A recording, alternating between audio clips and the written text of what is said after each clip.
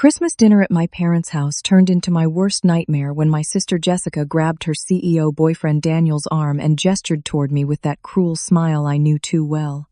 "Daniel, meet Brianna," she announced loudly enough for everyone to hear.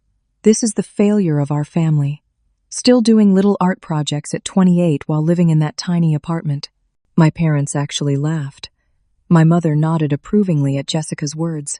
Daniel said nothing, just watched them all with those intense dark eyes, studying every reaction like he was taking mental notes. The crystal chandelier above our mahogany dining table cast shadows that seemed to mirror the darkness settling over my heart.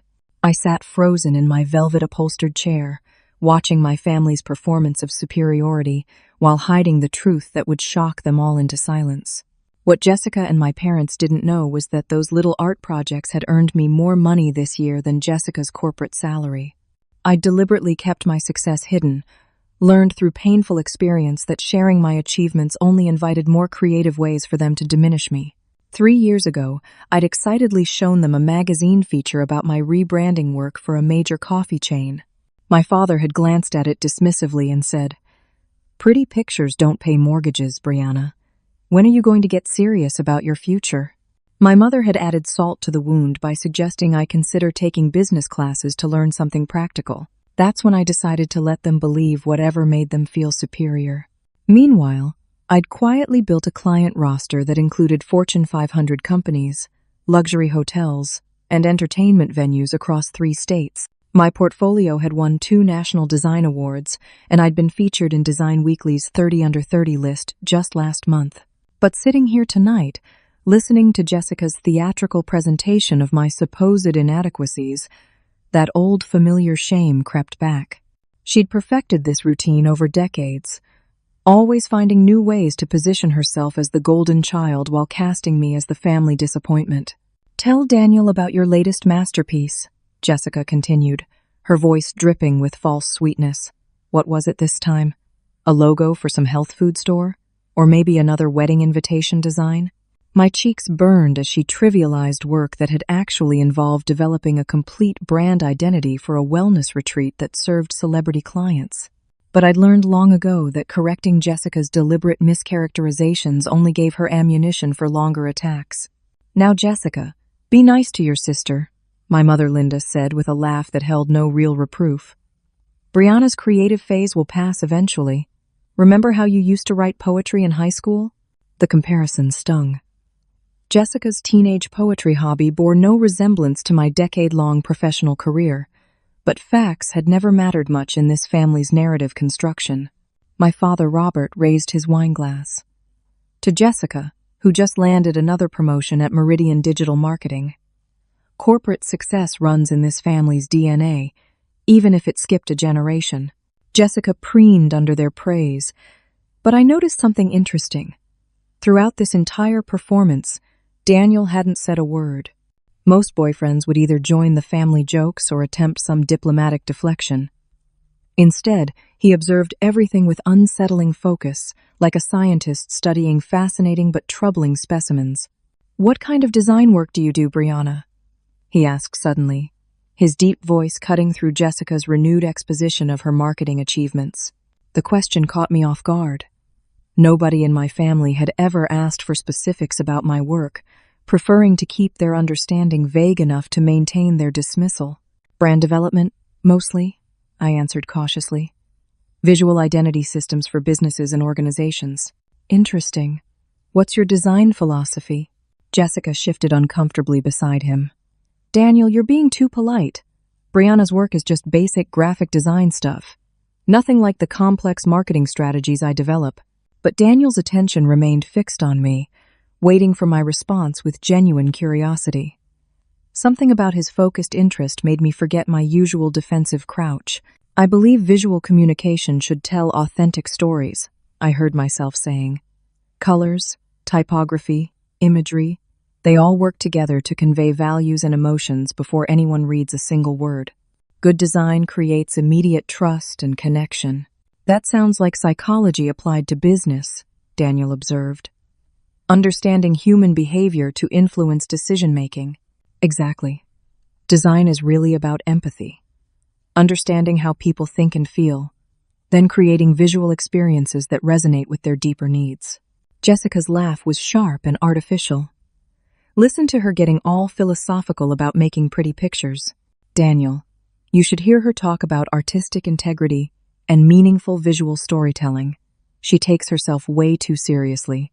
My parents chuckled appreciatively at Jessica's mockery, but I caught something shift in Daniel's expression. The interest in his eyes hardened into something else entirely. "How long have you been doing this professionally?" he asked me, ignoring Jessica's attempts to redirect the conversation. "About 10 years. I started freelancing right after college. Building a client base must have been challenging. The first few years were rough, I admitted, but word of mouth eventually created steady demand. Now I'm usually booked months in advance." "Booked months in advance?" My mother's surprised tone suggested this information didn't fit her preferred narrative.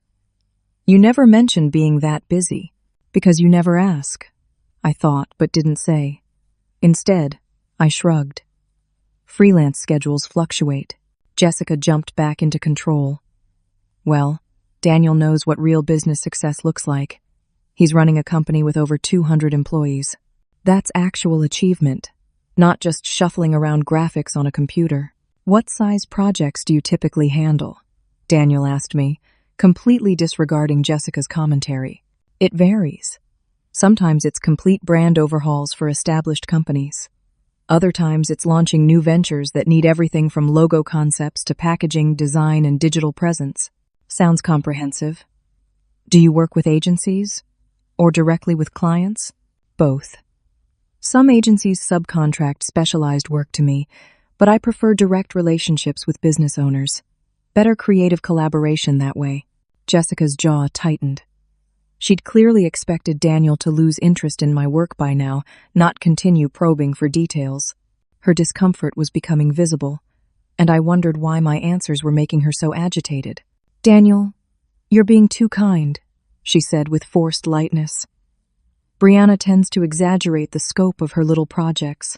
It's not like she's designing campaigns for major corporations or anything." But Daniel's attention had sharpened even further. What kind of corporations? The direct question hung in the air. I could deflect as usual, or I could tell the truth for once. Something about Daniel's genuine curiosity, so different from my family's practiced indifference, made me brave. Last year I did complete rebranding for 3 hotel chains, 2 restaurant groups, and a tech startup that's now valued at $50 million. Silence settled over the table like snow. My parents stared at me with confusion, as if I'd suddenly started speaking a foreign language. Jessica's face had gone pale. "That's a significant portfolio," Daniel said quietly. "She's exaggerating," Jessica said quickly. "Brianna has a tendency to make her work sound more important than it actually is." But Daniel was looking at me with new recognition, and I had the strangest feeling that he'd heard my name somewhere before. "Have you worked with anyone in the marketing field?" he asked casually. Too casually. Jessica's hand tightened on her wine glass, and suddenly I understood why she'd been so desperate to control this conversation. The dining room's warm glow seemed to dim as Daniel's question lingered unanswered. Jessica's nervous energy crackled like static electricity, and I found myself wondering what exactly she was afraid he might discover. "Marketing partnerships happen occasionally," I answered carefully. "Sometimes agencies need specialized design support for campaigns beyond their usual scope." Daniel nodded thoughtfully. "Jessica was just telling me about her latest campaign success." "What was the client again, sweetheart?" "Celestial Wellness Retreats," Jessica replied quickly. "Complete brand refresh, social media strategy, everything. We increased their bookings by 70% in 6 months. I nearly choked on my wine. Celestial Wellness Retreats was my client.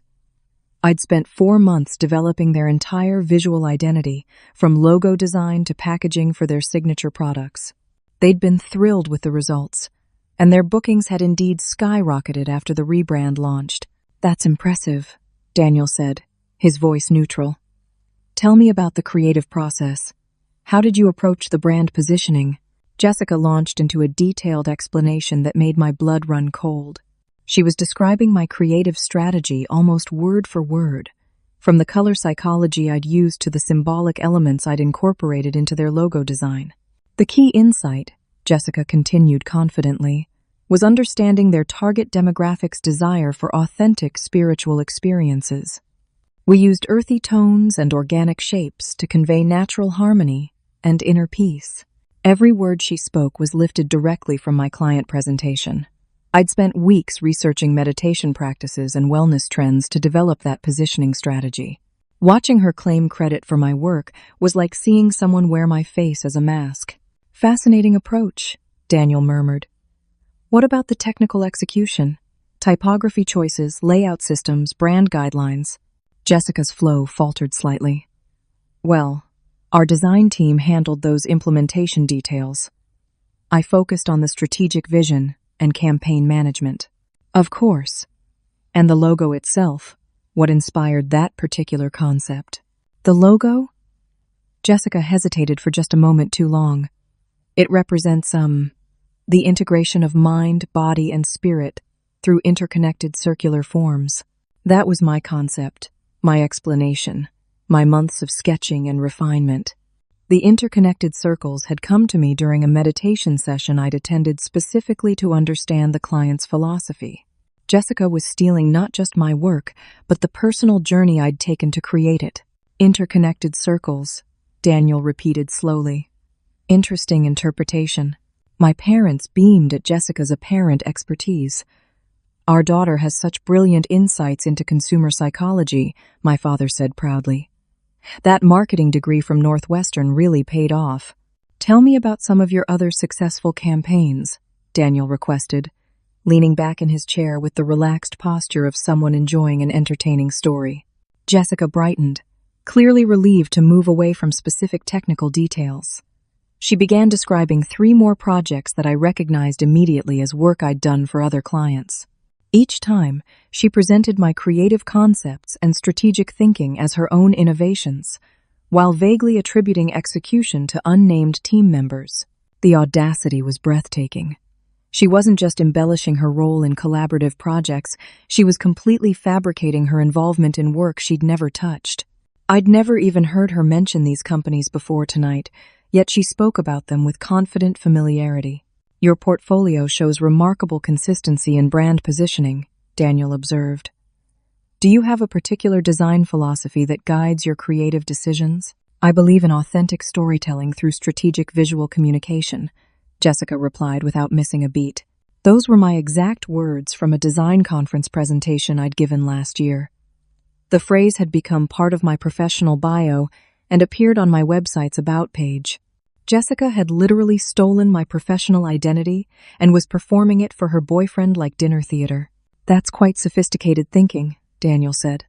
"Most marketing professionals focus on conversion metrics rather than authentic storytelling."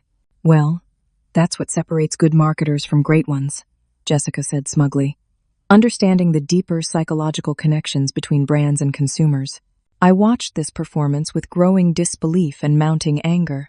For years, Jessica had dismissed my work as irrelevant artistic dabbling, but now she was appropriating every aspect of my professional expertise to impress her new boyfriend. "These campaigns must have required significant creative collaboration," Daniel continued. "How do you work with designers to achieve your vision?" "It's all about clear communication of strategic objectives," Jessica answered.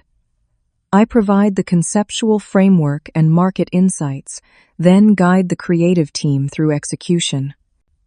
"Do you work with freelance designers or an in-house team?" "Mostly freelance specialists for complex projects. They execute my concepts under careful supervision." The lie was so complete and confidently delivered that I almost doubted my own memory. Jessica had transformed herself into the marketing visionary, relegating actual designers to the role of interchangeable technicians implementing her brilliant strategies. My mother leaned forward eagerly. "Jessica has always been the analytical thinker in our family. She can see patterns and opportunities that others miss. Unlike some people who just push colors around until they look pretty," Jessica added with a pointed glance at me. That casual dismissal was the breaking point. She was literally profiting from my creative work while simultaneously mocking it as worthless. The contradiction was so blatant, so hypocritical. that I couldn't stay silent any longer. "Jessica," I said quietly, "when did you start working on brand strategy? I thought your role at Meridian was more account management focused." Her eyes flashed with warning. "I've been developing strategic capabilities for years. Just because I don't talk about work constantly doesn't mean I'm not advancing professionally. I'm just surprised I hadn't heard about these particular projects before. Celestial wellness especially, since wellness branding is such a specialized niche. Not everyone needs to broadcast every professional success," she snapped. "Some of us prefer to let our results speak for themselves." Daniel had been observing this exchange with increasing interest. Brianna raises a good point about specialization. Wellness branding does require deep understanding of that particular market segment, which I've developed through extensive research and client interaction, Jessica replied defensively. "What kind of research methodologies do you use?" Daniel asked. "Focus groups, user testing, demographic analysis?" Jessica's confident facade began showing hairline cracks. "Comprehensive market analysis using industry-standard research protocols. Could you be more specific?" "I'm curious about your approach to qualitative versus quantitative data collection." "Well, we use multiple research streams to triangulate consumer insights and validate strategic hypotheses." The answer was pure corporate jargon, empty of actual meaning. Jessica was improvising now, trying to sound knowledgeable while saying nothing specific enough to be challenged. Fascinating. "And how do you measure creative effectiveness beyond standard conversion metrics?" "Through holistic analysis of brand engagement across multiple touchpoints and customer journey optimization." More meaningless buzzwords strung together like costume jewelry. Daniel's expression remained politely interested, but I caught something calculating in his eyes. "Jessica's always been brilliant at strategic thinking," my father interjected, sensing tension but misunderstanding its source. "Even as a child, she could see the big picture that everyone else missed." "That's a valuable skill in marketing," Daniel agreed. "Understanding both creative vision and business objectives." He glanced at his watch. "I apologize, but I need to take a quick business call. International client, different time zone. Would you excuse me for just a few minutes?" "Of course," my mother said graciously. "We'll save room for dessert." Daniel stepped out to the front porch, phone already in hand. Through the window, I could see him pacing as he spoke, his conversation animated and intense. "He's so dedicated to his work," Jessica said fondly. "That's what happens when you're running a successful company. Business never stops." But something about Daniel's phone call felt different from casual client contact. His body language suggested urgent conversation, not routine international business. When he returned 10 minutes later, his entire demeanor had shifted. The polite social guest had been replaced by someone with serious business to conduct. "Sorry about that interruption," he said, settling back into his chair with new purpose. "Actually, there's something important I'd like to share with all of you." Jessica smiled expectantly, clearly anticipating some romantic gesture or professional compliment. She had no idea that her carefully constructed world was about to collapse completely. Daniel's return brought an electric tension that seemed to charge the air itself. He moved with controlled precision, like a surgeon preparing for a complex operation. The casual warmth he'd shown earlier had crystallized into something far more formidable. "I need to clarify something that's become quite important," he began, his voice carrying unmistakable authority. "Jessica, you've been telling your family that I'm a CEO, which is accurate. But you haven't mentioned which company I lead." Jessica's smile wavered slightly. "Daniel runs a very successful digital marketing firm. He's being modest about his achievements." "Not modest, just specific," Daniel corrected. "I'm the Chief Executive Officer of Meridian Digital Marketing." The words landed like a thunderclap. Jessica's face drained of all color, her wine glass trembling in her suddenly unsteady grip. My parents looked confused, not immediately grasping the significance of this revelation. "Meridian Digital Marketing," my father repeated slowly. "That sounds familiar." "It should," Daniel said calmly. "It's where Jessica has worked for the past 3 years, in the account coordination department." The silence that followed was deafening. Jessica's mouth opened and closed soundlessly, like a fish gasping for air. She'd been dating her own CEO for 6 months without revealing the connection to her family. Account coordination, my mother echoed with growing bewilderment. But Jessica said she was in strategic marketing. Jessica holds an entry-level position handling client communications and project logistics, Daniel explained with clinical precision. Important work, but not strategic development. There must be some mistake, my father protested. Jessica told us about her promotion to senior marketing director. No such promotion exists, Daniel said firmly. In fact, Jessica has been under internal review for the past month due to concerning performance issues. Jessica finally found her voice. Daniel, please, you don't understand the context. I was simplifying my job description for family dinner. I didn't want to get into boring corporate details. Simplifying, Daniel repeated with dangerous quiet. Is that what you call claiming credit for projects you never worked on? The accusation hung in the air like smoke from an explosion. Jessica's carefully constructed facade was crumbling in real time, and she seemed powerless to stop the destruction. I never claimed credit for anything that wasn't mine, she said desperately. I was describing team projects where I played important coordination roles. Celestial wellness retreats, Daniel said simply.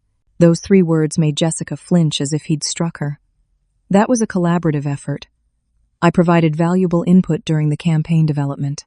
Jessica, you've never worked on anything related to celestial wellness retreats, Daniel stated flatly. That account isn't even handled by our agency. The lie was exposed so completely that even my parents couldn't ignore its implications. They stared at Jessica with dawning horror, finally understanding that their golden child had been feeding them elaborate fiction. The strategic insights you described so eloquently, Daniel continued, the creative concepts, the brand positioning, even the specific language about authentic storytelling through visual communication. None of that originated with you. How can you be so certain? My mother asked weakly, still hoping for some explanation that would preserve Jessica's credibility. Because I know exactly where those concepts did originate, Daniel replied, turning his attention to me. Brianna, would you care to explain your relationship with celestial wellness retreats? Every eye in the room focused on me with laser intensity. The moment felt like standing at the edge of a cliff, knowing that stepping forward would change everything irrevocably. They're my client, I said quietly. I developed their complete brand identity earlier this year. Your client? My father repeated in disbelief. I designed their logo, created their brand guidelines, developed their visual communication strategy. Everything Jessica described was work I did independently. That's impossible, my mother protested. Jessica was telling us about her marketing campaign. Jessica was describing my creative work as if she'd conceived and directed it, I said, my voice growing stronger. Every detail she shared was lifted directly from my client presentations. Daniel nodded grimly. I recognized Brianna's design philosophy because I've been following her professional reputation for several months. She's considered one of the most innovative brand strategists working independently in this region. The revelation hit my parents like a physical blow. They looked between Jessica and me with complete bewilderment, struggling to reconcile decades of assumptions with this new information. But how did Jessica know all those specific details? My mother asked desperately. That's what I've been investigating, Daniel said. For the past month, we've been tracking intellectual property theft within our industry. Several freelance designers reported that their concepts and strategic approaches were being appropriated by marketing professionals claiming original credit. You've been investigating Jessica? My father asked with growing alarm. Initially, the investigation wasn't focused on Jessica specifically, Daniel explained. But her name kept appearing in connection with projects that didn't match her actual work assignments. Jessica had been sitting in stunned silence, but now she erupted with desperate fury.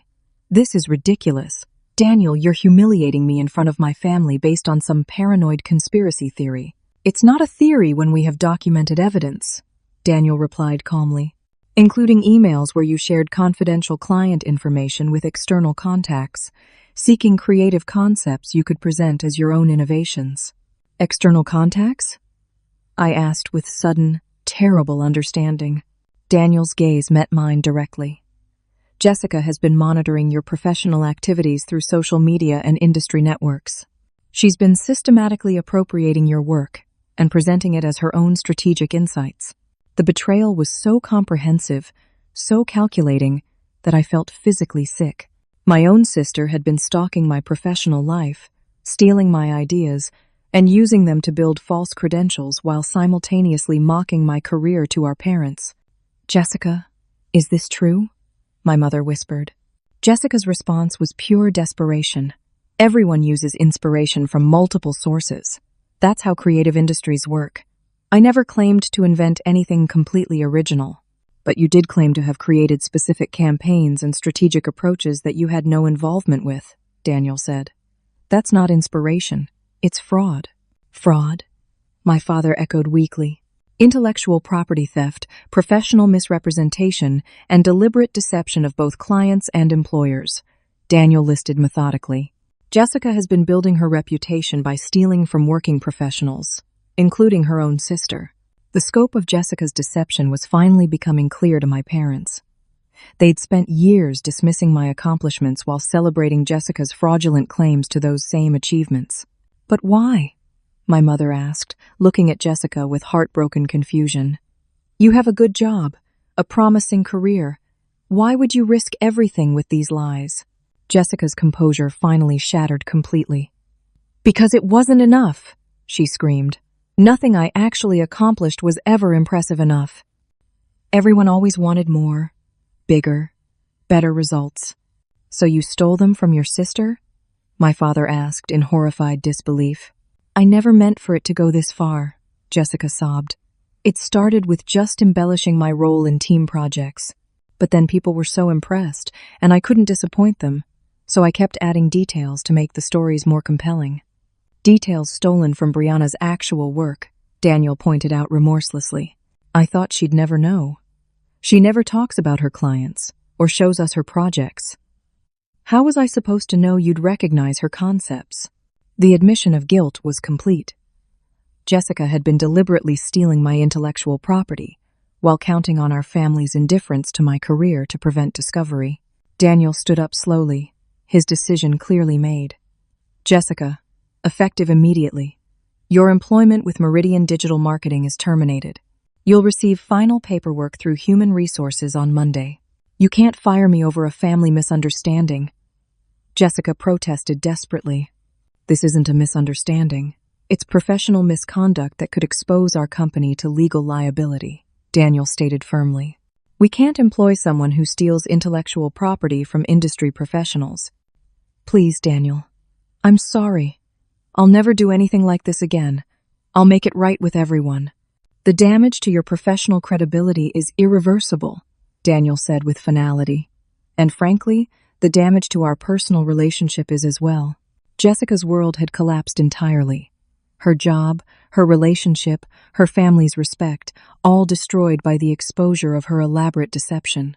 But Daniel wasn't finished. He turned back to me with something that looked almost like an apology. Brianna, I owe you an explanation about tonight.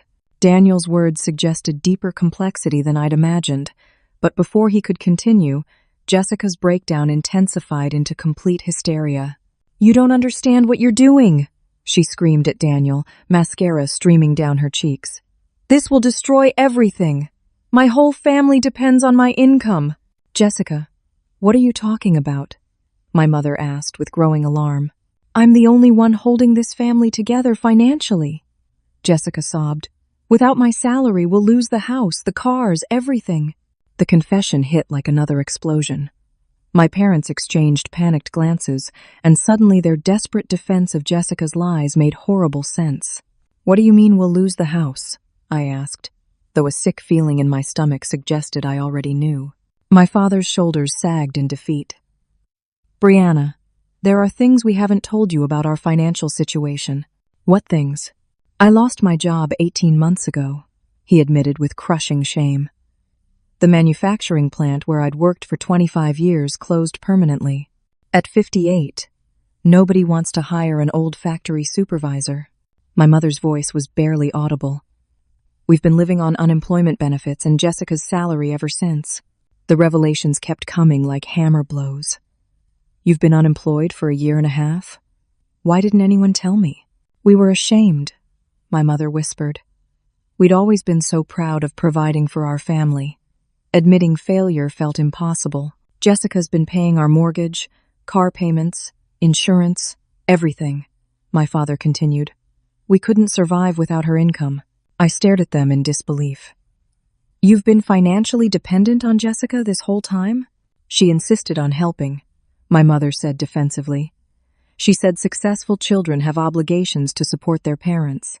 And you let me believe you were doing fine while accepting thousands of dollars from Jessica every month? We didn't want you to worry, my father said weakly. You were struggling with your art career, and we knew you couldn't help financially anyway.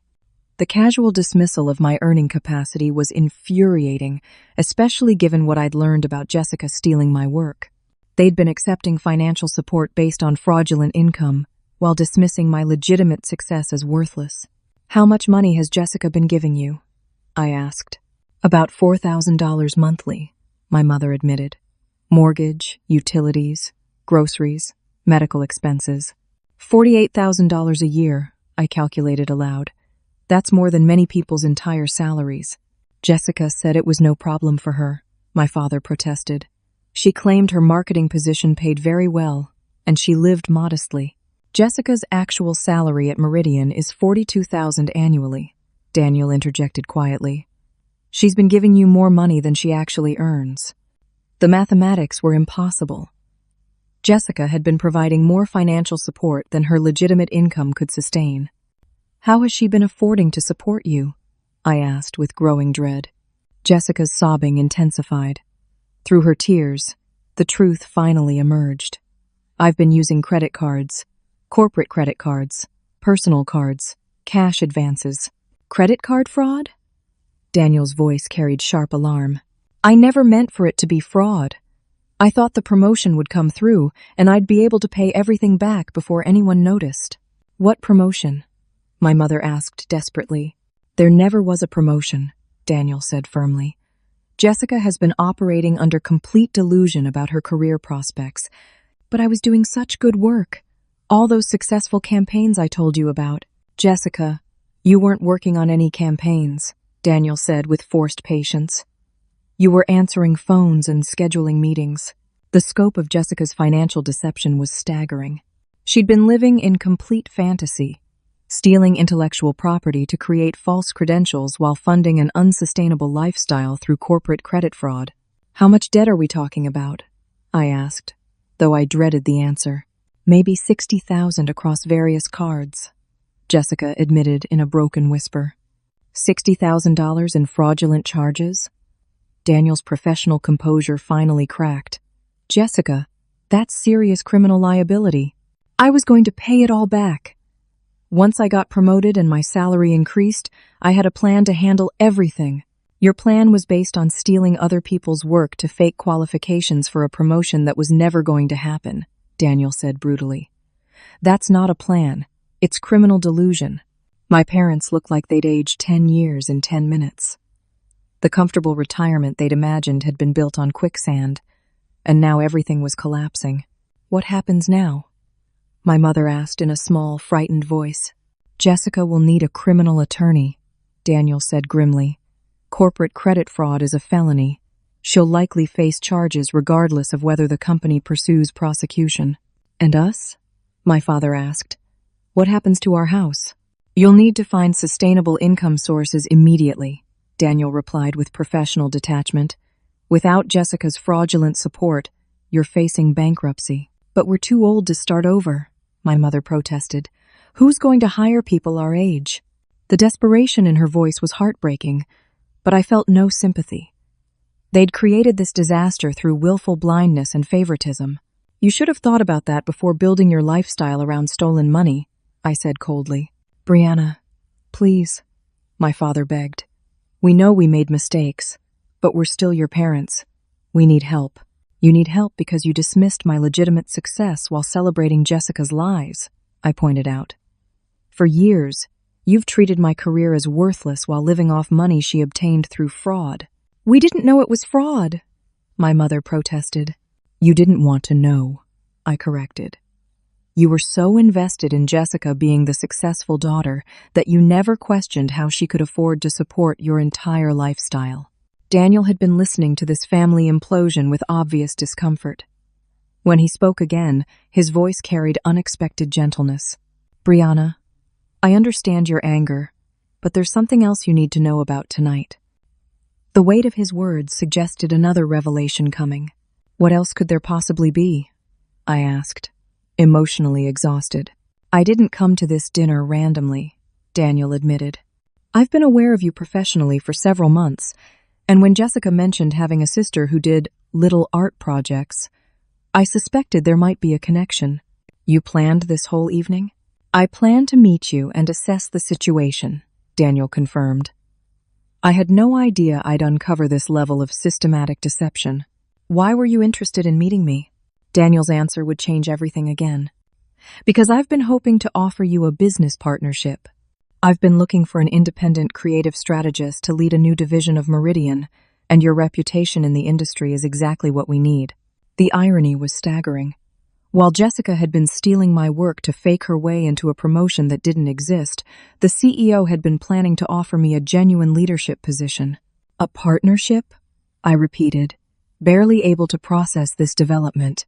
A significant equity stake in a new creative services division, Daniel confirmed. The position would be worth more than Jessica's annual salary and base compensation alone, with unlimited earning potential through profit sharing. My parents stared at me with dawning recognition of how catastrophically they'd misjudged their daughter's relative success. But Jessica's reaction was pure venomous rage. You planned this, she screamed at Daniel. You've been manipulating this whole situation to humiliate me and steal my sister. I planned to make a legitimate business offer to a talented professional, Daniel corrected firmly. Your humiliation is entirely self-inflicted. Brianna's not even qualified for a real business partnership. She's just a freelance artist. Brianna is one of the most sought-after brand strategists in our region, Daniel said. Her client roster and creative reputation far exceed anything you've achieved through legitimate work. Jessica's fury turned toward me with frightening intensity. You think you're so superior with your precious artistic integrity, but you're about to find out what it's really like when I destroy your reputation completely. The threat in her voice made my blood run cold. Even facing financial ruin and criminal charges, Jessica was planning one final attack. Jessica's threat hung in the air like poisonous gas, but instead of the fear she'd intended to provoke, I felt something entirely different. Complete liberation from decades of intimidation. What exactly do you think you can destroy, Jessica? I asked with calm curiosity.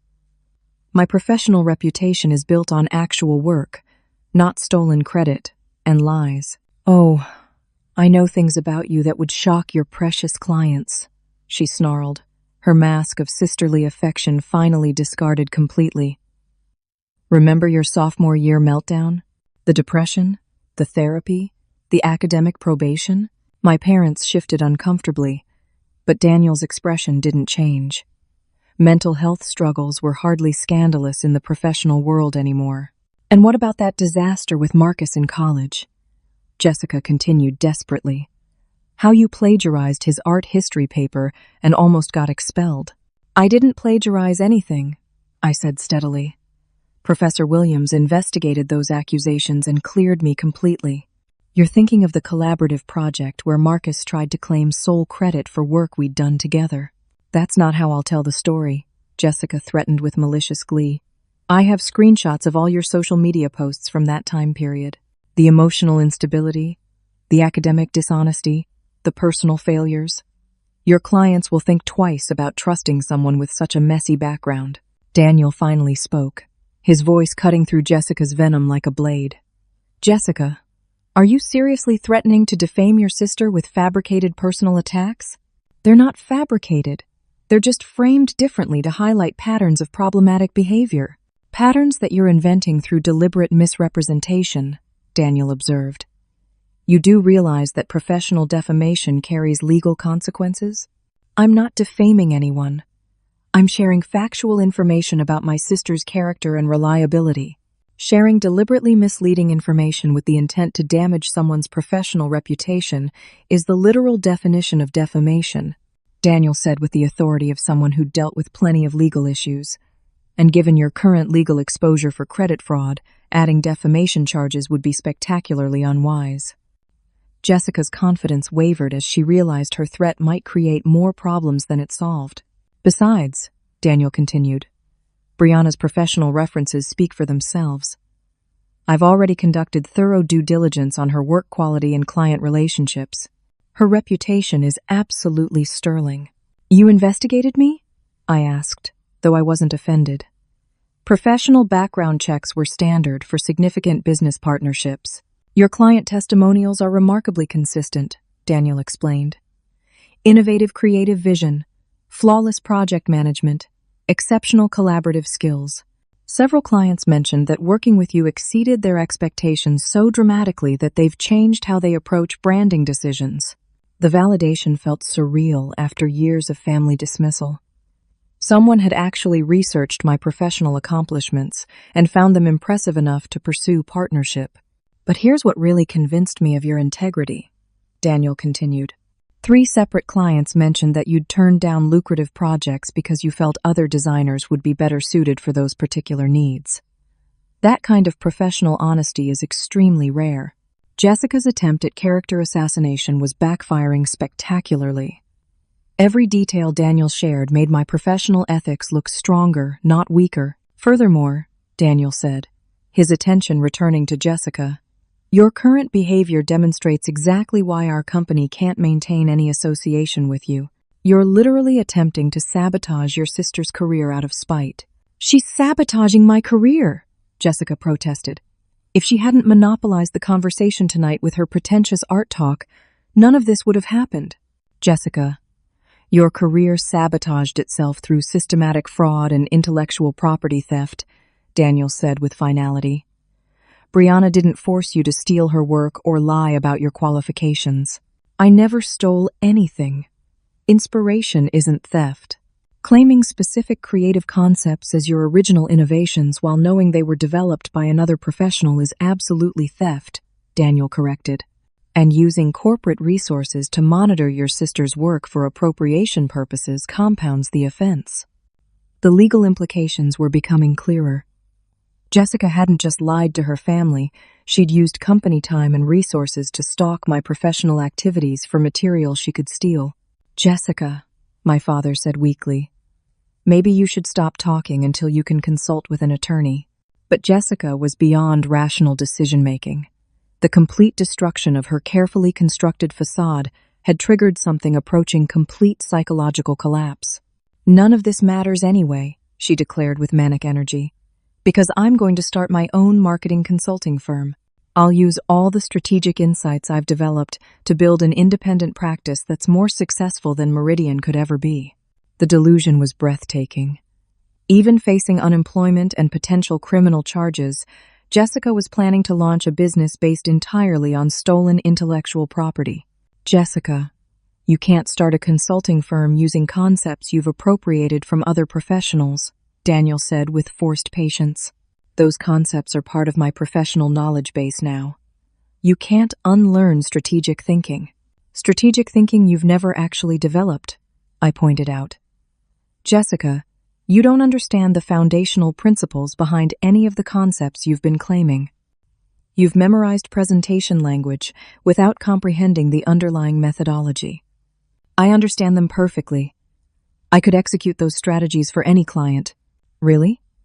Then explain the research process you'd use to develop brand positioning for a company you'd never worked with before.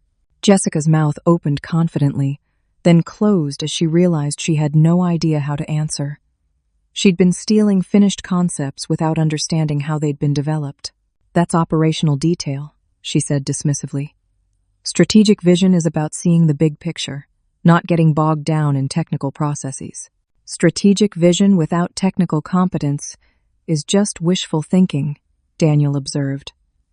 Jessica, you've been living in complete fantasy about your professional capabilities. The intervention needed to end. Jessica was spiraling into deeper delusion with every exchange, and my parents looked ready to collapse from emotional exhaustion. "I think it's time for me to leave," Daniel said, rising from his chair with diplomatic grace. "This family clearly needs privacy to process tonight's revelations." "Daniel, wait," I heard myself saying. "About that business proposition you mentioned." He paused, studying my face carefully. "Are you interested in discussing it seriously?" "Very much so. But not tonight, obviously." "Of course. Would you be available to meet early next week? We could explore the opportunity in a more appropriate setting." "I'd like that very much." Daniel reached into his jacket pocket and handed me a business card. "Call my direct line Monday morning. We'll schedule something convenient for both our calendars." The exchange of professional contact information felt surreal after the evening's emotional carnage. In the span of 3 hours, I'd watched my sister's life implode while potentially launching my biggest career opportunity ever. "Brianna," Jessica said with sudden, desperate intensity, "you can't seriously be considering working with him after what he did to me tonight. What he did was expose your professional misconduct and offer me a legitimate business opportunity," I replied calmly. "Those are two completely separate issues. He humiliated our entire family. He came here planning to destroy my relationship and steal you for his company." "He came here planning to make a business offer to a qualified professional," I corrected. "Your humiliation was caused by your own deceptive behavior, not his investigation of it. After everything we've been through as sisters, you're going to side with a stranger who destroyed my life?" The question was so fundamentally wrong that I barely knew how to respond. Jessica had destroyed her own life through systematic fraud, then blamed everyone else for the consequences. "I'm not siding with anyone," I said finally. "I'm making a professional decision based on my career goals and ethical standards." "Your ethical standards?" Jessica laughed bitterly. "You're abandoning your sister to work with the man who fired her." "I'm accepting a business opportunity from someone who values professional integrity," I said firmly. "Something you might consider trying sometime." The finality in my voice seemed to penetrate Jessica's rage. For the first time all evening, she looked truly defeated, rather than just angry. Daniel moved toward the door, then paused for one final observation. "Jessica, for what it's worth, you're not a terrible person. You're someone who made increasingly destructive choices to maintain an unsustainable image. With professional help and honest self-reflection, you could rebuild your life on authentic foundations." The gentle suggestion of redemption possibility was more kindness than Jessica deserved, but it demonstrated the sort of leadership that made Daniel's business proposition genuinely appealing. After he left, the three of us sat in devastated silence, surrounded by the wreckage of illusions that had defined our family dynamics for decades. But for the first time in my adult life, I felt genuinely hopeful about my future. The silence after Daniel's departure felt like the moment after a tornado passes, when you emerge from shelter to survey the damage and begin comprehending what needs rebuilding. Jessica sat slumped in her chair, mascara streaking her cheeks, her carefully styled hair disheveled from running her hands through it in desperation. The golden child who'd ruled our family dynamics for 31 years had been reduced to a broken woman facing unemployment, bankruptcy, and potential criminal prosecution. My parents looked shell-shocked, their comfortable assumptions about their daughter's relative worth scattered like debris. For the first time in my adult life, they were seeing me as something other than the family disappointment. "Brianna," my mother began hesitantly, "we owe you an enormous apology." I waited without responding. Apologies felt inadequate given the scope of their misjudgment, but I was curious to hear what they'd say. "We were completely wrong about your career," my father continued. "We dismissed your success while celebrating Jessica's lies." "For years," I agreed quietly. "Every time I tried to share my professional achievements, you found ways to minimize them or change the subject to Jessica's supposed accomplishments." "We thought we were being practical," my mother said defensively. "Corporate careers seemed more stable and financially secure than freelance creative work." "Except my freelance creative work was more financially successful than Jessica's corporate career," I pointed out. "You just never bothered to learn the actual facts about my income or client base." "We made assumptions," my father admitted. "Terrible, unfair assumptions that hurt you deeply. You made assumptions that confirmed your existing prejudices, I corrected. You wanted to believe Jessica was the successful daughter, and I was the artistic dreamer, so you ignored evidence that contradicted that narrative. Jessica spoke for the first time since Daniel left, her voice barely audible. I never meant for it to go this far. What exactly did you mean for it to be? I asked with genuine curiosity rather than anger. At first, I just wanted to sound more impressive at family gatherings, she confessed. Everyone always talked about work accomplishments, and my actual job seemed so boring compared to your creative projects. So you started stealing my creative projects to make your boring job sound interesting? I started embellishing my role in collaborative work, Jessica corrected weakly. Then, when people were impressed, I embellished a little more each time, until you were completely fabricating involvement in projects you'd never touched? I never intended to hurt you specifically, Jessica said desperately. I thought you'd never find out because we moved in completely different professional circles. But you did intend to claim credit for my work while simultaneously mocking it as worthless to our parents? Jessica flinched. That was cognitive dissonance. I knew your work was brilliant, which is why I wanted to claim it. But admitting that would have meant acknowledging my own professional inadequacy. The psychological explanation made sense, though it didn't excuse the betrayal.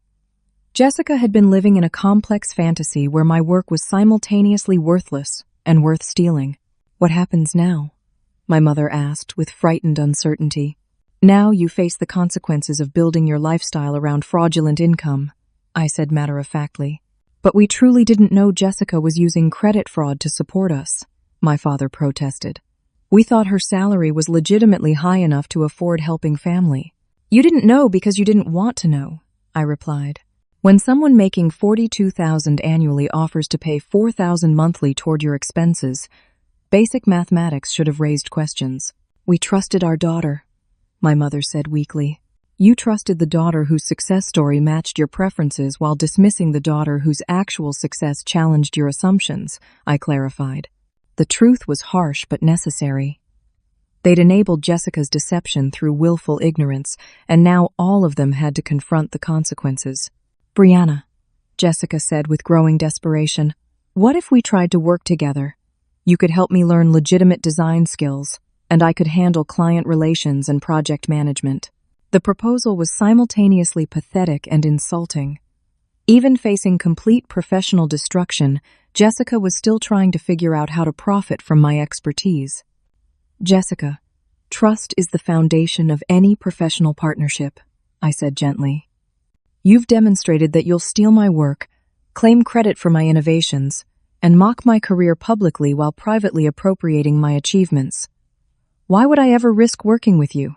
Because I'm your sister. Because family should support each other. Family support involves encouragement, respect, and honest communication, I replied. What you've done is exploitation, theft, and systematic deception. I could change. I could learn to be trustworthy. Maybe you could, with therapy and serious self-reflection, I acknowledged. But that personal growth would need to happen independently, not through access to my professional opportunities. The rejection was final, and Jessica seemed to understand that her bridges had been burned beyond repair. What about us? My father asked quietly. Is there any possibility of rebuilding our relationship with you? I considered the question carefully. My parents had participated in decades of favoritism and dismissal, but their behavior had been influenced by Jessica's systematic deception rather than originating independently. That depends on whether you're capable of genuine change, I said eventually. Tonight has revealed fundamental problems with how this family operates. We know we made mistakes, my mother said earnestly. We want to do better. Doing better would require acknowledging that artistic careers can be financially successful and personally fulfilling, I explained. It would mean celebrating different types of achievement instead of only valuing corporate advancement. We can learn to do that, my father promised. It would also require taking responsibility for your own financial situation instead of expecting your children to subsidize your lifestyle, I continued. We never expected subsidies, my mother protested. Jessica insisted on helping voluntarily. You accepted thousands of dollars monthly from a daughter making an entry-level salary without questioning the mathematics, I pointed out. That suggests you wanted the financial help regardless of its sustainability. They looked ashamed, which was appropriate given the circumstances. Finally, I said, rebuilding our relationship would require treating me with the same respect and interest you've always shown Jessica.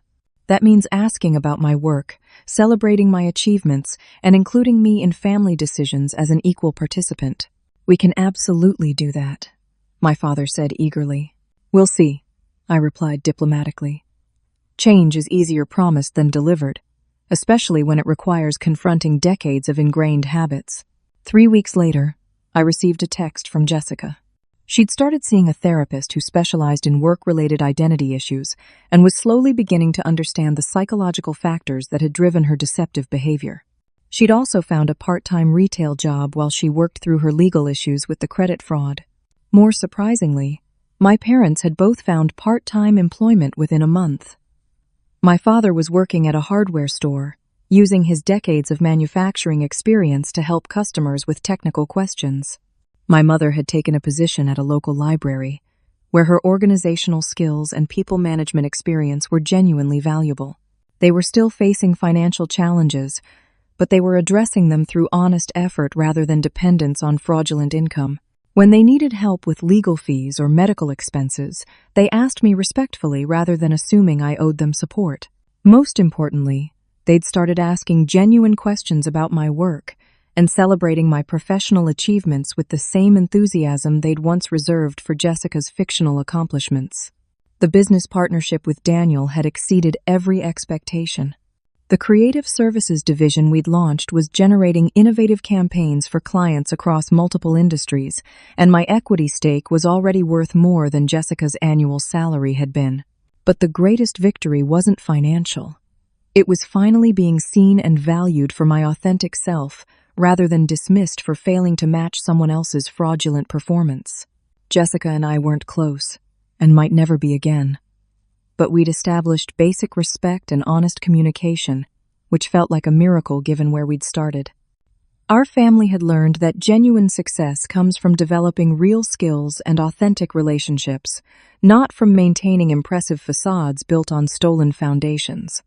6 months later, I'm sitting in my new corner office overlooking the city skyline, reviewing designs for our latest campaign. The partnership with Daniel has exceeded every expectation, both professionally and personally. We've discovered that mutual respect and shared values create a foundation stronger than any holiday dinner performance.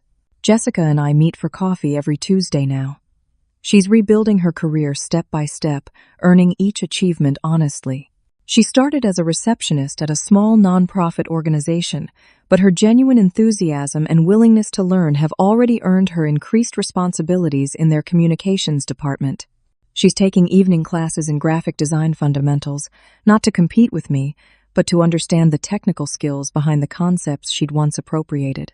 I'm finally learning what authentic accomplishment feels like, she told me last week, her voice carrying hard-won humility. It's terrifying and exhilarating at the same time. Our parents attend family therapy sessions every other week and have learned to celebrate both their daughters' different paths to success. My father's hardware store customers appreciate his practical knowledge and problem-solving abilities, while my mother has discovered unexpected fulfillment helping library patrons access information and community resources. They're also working part-time jobs while managing their finances more responsibly, creating a sustainable lifestyle based on their actual earning capacity rather than fraudulent supplements. We wasted so many years not seeing who you really were, my mother said during our last family dinner.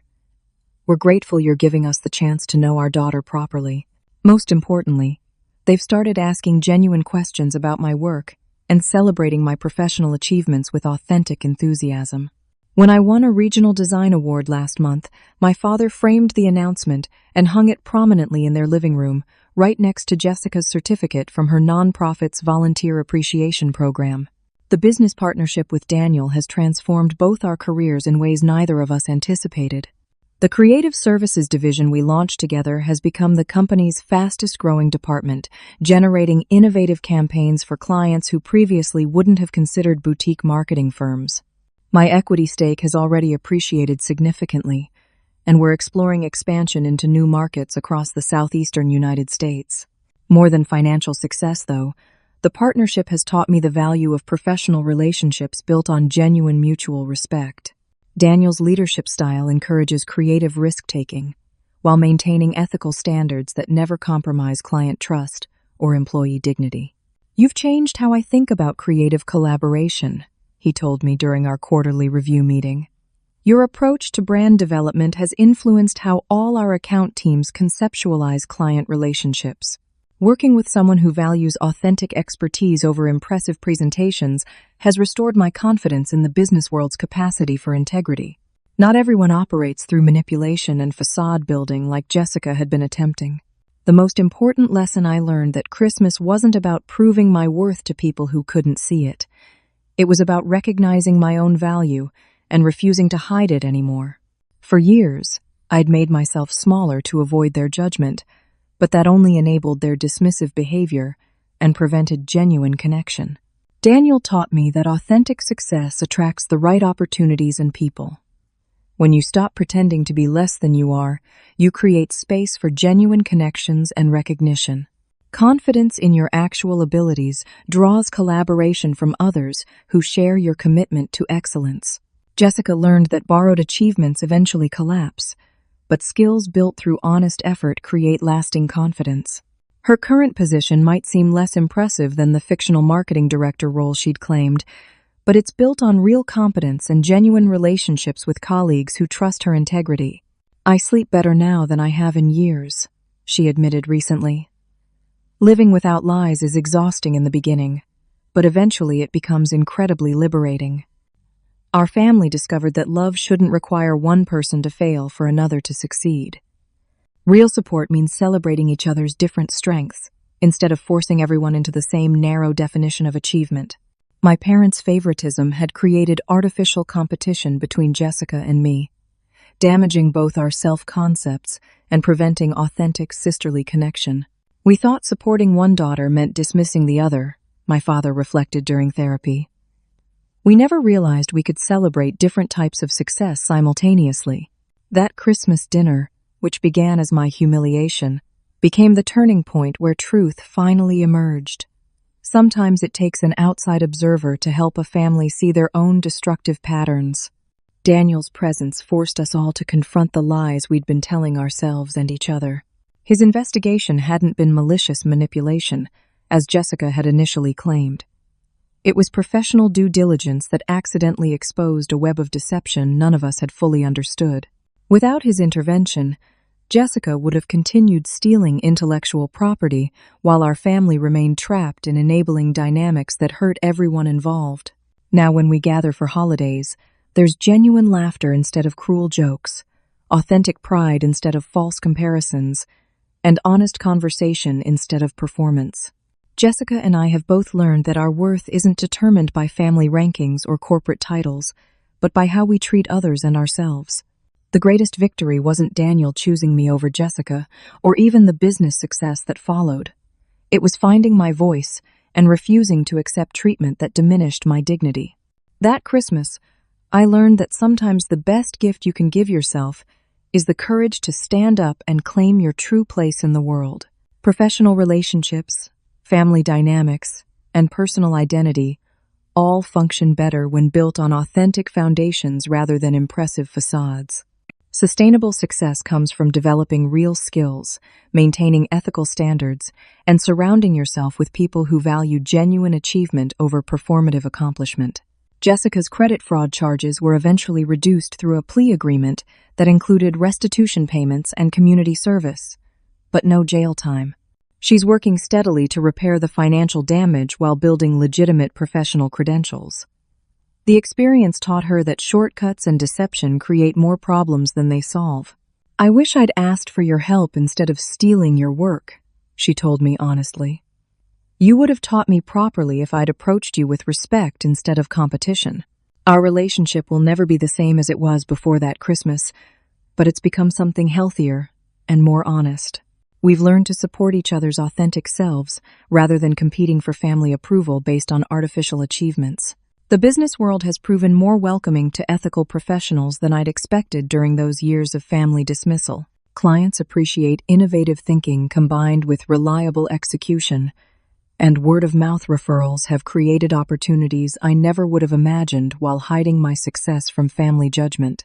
Building authentic relationships requires vulnerability and courage, but the connections formed through genuine mutual respect last longer and provide deeper satisfaction than any facade-based interactions ever could. That Christmas dinner taught me that truth, however painful initially, creates space for real growth and meaningful change. Lies might provide temporary comfort or false advantage, but they ultimately prevent the authentic connections that make life fulfilling. Now I wake up each morning excited about work that challenges my creative abilities, family relationships based on honest communication, and a future built on foundations I've created through my own legitimate effort and ethical choices. Have you ever had to choose between family loyalty and personal integrity? How do you handle situations where loved ones ask you to compromise your values? I'd love to hear about times when standing up for yourself led to unexpected positive changes in your relationships. Thank you for listening to this story about finding the courage to claim your authentic worth. I hope it reminds you that your genuine achievements deserve recognition and respect, regardless of how others might try to diminish them. Remember that the people who truly care about you will celebrate your real success rather than demanding you pretend to be smaller than you are. Please share this story with anyone who might need encouragement to stop hiding their light. Hit that like button if authentic relationships matter to you. Subscribe for more stories about finding strength in truth, and leave a comment about your own experiences with standing up for your worth. Wishing you all the courage to live authentically and the wisdom to build relationships that honor your true self.